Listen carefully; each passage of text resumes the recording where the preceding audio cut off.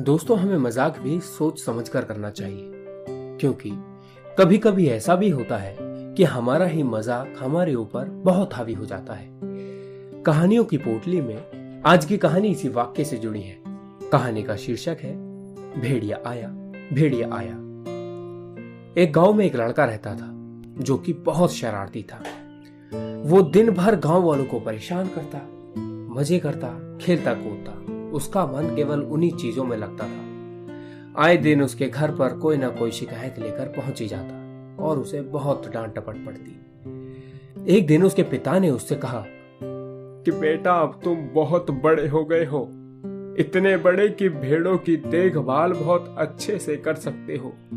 अब तुम ही भेड़ों को घास चराने ले जाया करना, हमारे बस की नहीं है अब।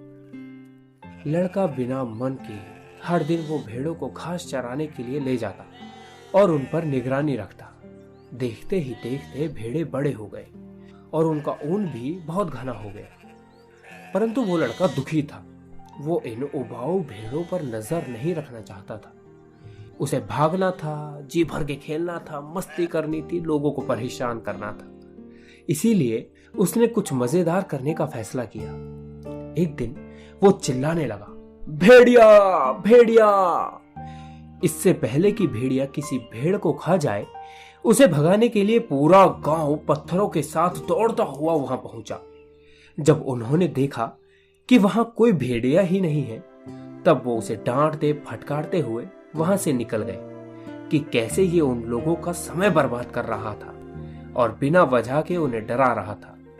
अगले दिन लड़का फिर चिल्लाया, भेड़िया भेड़िया। और गांव वाले फिर से उस भेड़िया को भगाने के लिए दौड़ते हुए वहां पहुंचे। लड़का उनके अंदर पैदा हुए डर को देखकर बहुत खुश हो रहा था, हंस रहा था, मजे ले रहा था और गांव वाले उसे डांटते डपटते और वहां से चले जाते। अगले दिन जब वो लड़का एक छोटी सी पहाड़ी पर गया तो उसने अचानक एक भेड़िए को अपने भेड़ों पर हमला करते देखा। वो जितना हो सके उतने जोर से चिल्लाया, भेड़िया भेड़िया भेड़िया भेड़िया। लेकिन इस बार कोई गांव वाला उसके भेड़ों को बचाने के लिए नहीं आया, क्योंकि उन्हें लगा कि वो फिर से मजाक कर रहा है। पहले बिना वजह सिर्फ भेड़िया चिल्लाने से उस दिन उसने अपनी 3 भेड़ें खो दी थी।